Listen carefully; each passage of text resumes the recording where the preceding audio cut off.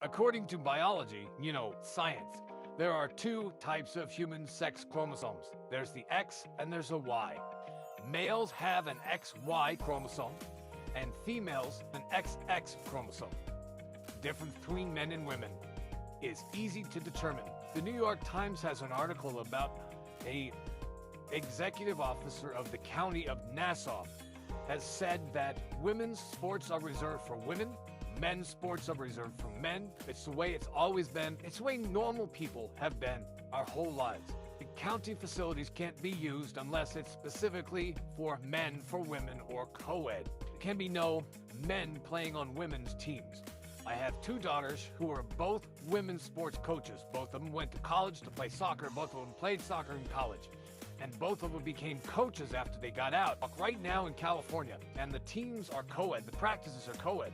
They have young girls between about 8, 9, 10, 11 years old, and boys playing together, playing flag football. I had no problem with that because that's youth sports. That's this restriction they have in Nassau County only applies to county facilities. It doesn't apply to schools. Corrupt Attorney General Leticia JAMES, she reared her ugly head again, sued Nassau County saying that this is bullying a transgender. These counties are newly Republican counties. The Democrat Party is in a free fall.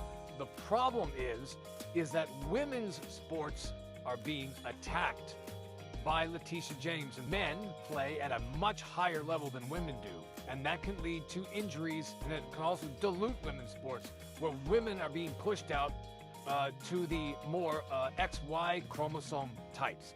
Totally unfair and unright. Men and women play at different levels. Anybody will tell you that. Anybody who's been involved in sports like I have for so long, the science and the evidence is all very clear. The way that the argument is being framed as bullying towards transgender, or it's trying to be for political reasons, is all bullshit.